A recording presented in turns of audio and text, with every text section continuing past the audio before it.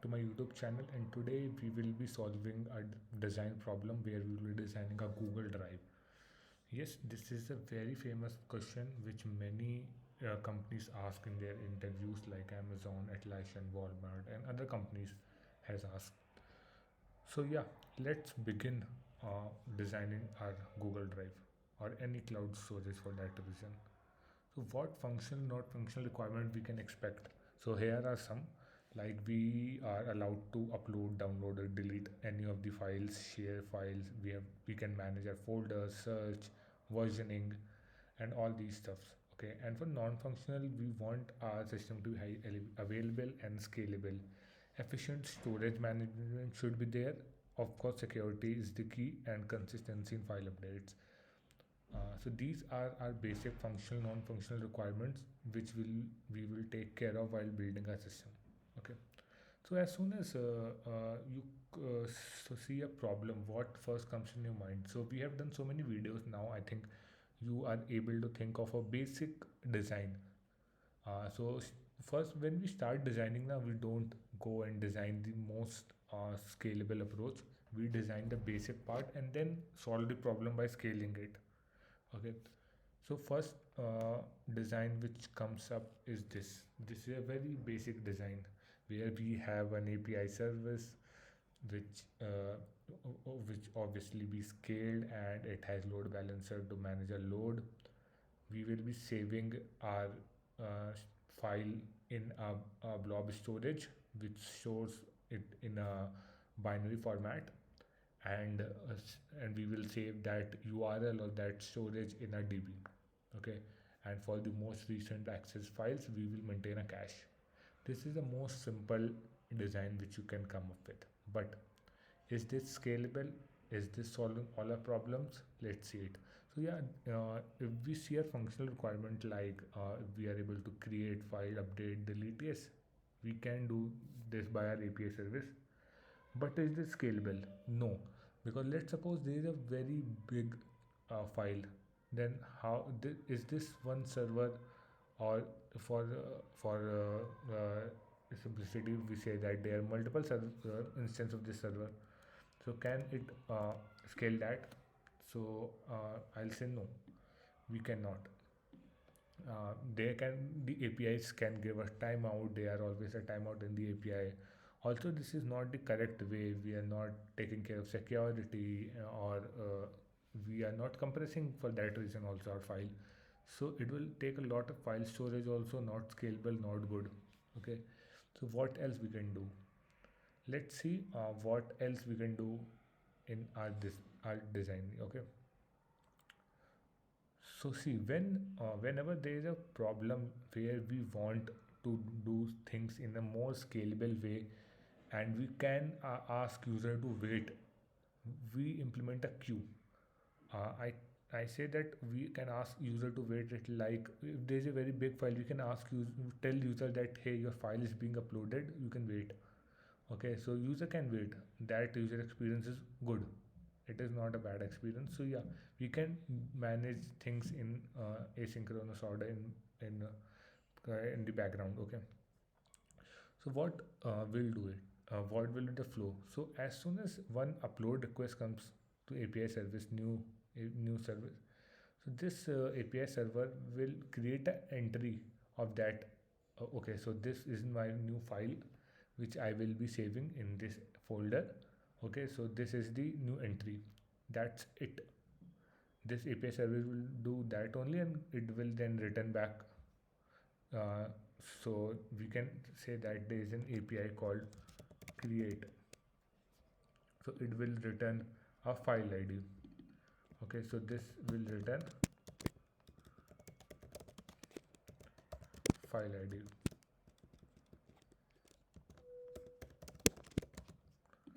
Okay, this API will return file ID.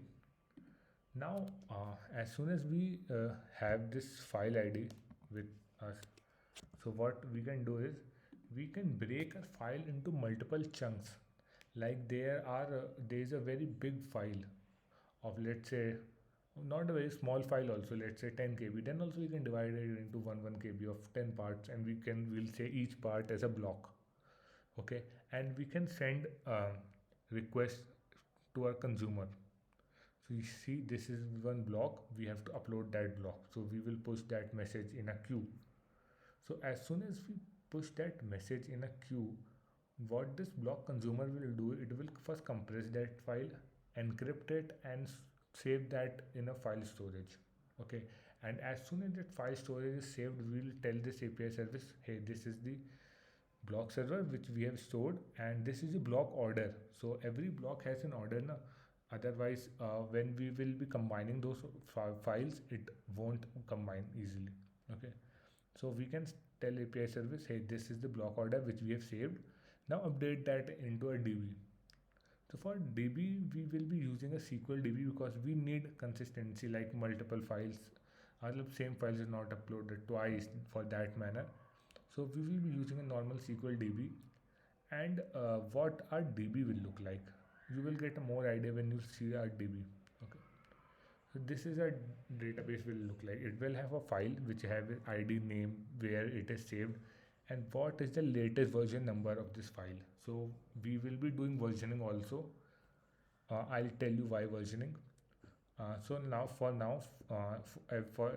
every file, the first file version number is by default 1. Okay, so we have one file version also where we have ID for which file its version it is when it was created at, and which version number it is. Okay, so for by default the first entry will be of 1 only. And again, let's suppose there are 10 blocks, so we will have 10 blocks in this block table where we will have 5 version ID of version 1 and block order from 1 to 10, so that we can sort it and combine it again. Okay, now comes to the part like why we need this versioning. We need this versioning because let's suppose we want to do some edit. Okay, and there are 10 blocks, we have done edit in third block. So does it make sense to upload every file, whole file, all the blocks? No, it only makes sense if we just make the changes in the third block. Okay, so this dividing it into block also help us to just uploading the chunk which was updated. So what we'll do is we will create a new entry in the file version where version number will become 2, and for file ID will be same. And for this block, there one entry again will be created for block order 3 with new version ID. Okay, so when we will combine that file now, so we will check what is the latest version ID for particular block. We will pick only that. Okay, for an example, let's suppose there was a file ID 101, okay, which has only 3 blocks. Okay, so first is what it was uploaded block 1, version file version will be 1. It is the first block and it has data A. Second block, file version 1, block order will be sec2 and data will be B. Similarly for block 3, block will be 3 and data will be C. Now let's suppose there is one entry of new file version. Let's suppose this is third. There some operations have been happened on second, but now we have a third also. Yeah.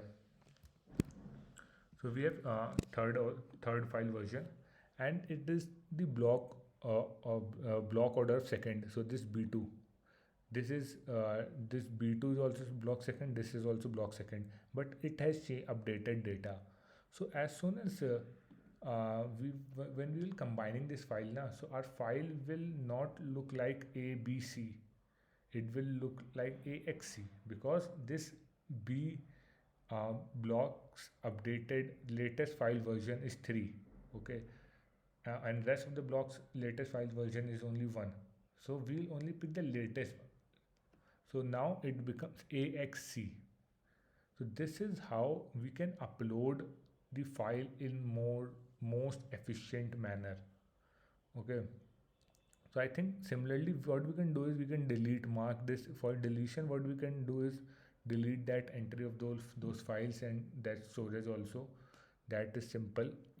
And what this notification service will do, and how user will know that your file is uploaded. So as soon as while uploading a file, when the last block is uploaded, okay, so when all the blocks are uploaded, every block is done. So when the last block is uploaded, this block server will tell API will know that okay, this was the last block. So it will update the status of file as uploaded. So the user will know that yes, your file is being uploaded successfully for the first upload. Okay. And what is the notification service? um, there can be cases like your file is viewed by some other person also at the same time. Okay, so let's suppose the same file is viewed by person B, and person A has just made some changes. So what API service will do, like as soon as there is some change na, it will tell the notification service that hey, update this file for user B. So it will update it for user B. It will notify him and update its record, refresh the file. So this notification service will help us do that. Also, we can have one ACL service. So we can have one ACL service. This will tell us like uh, is that user accessing that file is eligible for access or not. Okay, so we can maintain an ACL table where we can maintain the access control. We can have their data for access control, and this service will be responsible for that access control, so that no other user is accessing someone else file. Okay, so yeah, I think we have covered all our uh, key features. We are I told that block consumer will be compressing and encrypting our data. So while downloading, we have to decrypt also. So this compression helps in lower size storage. Our storage will be less, and encryption will increase security. So yeah, I think everything is done. For searching, we can just apply a search, or we can use an elastic search for quick search if the data is too much. Okay, I think yeah, that's it from my side. I hope you like the video and you like the design which we have come up with. Do like, share, and subscribe if you like the video. If you want me to make some other videos also, please mention that question or topic's name in the comment section. I will come up with that video too. Thank you so much.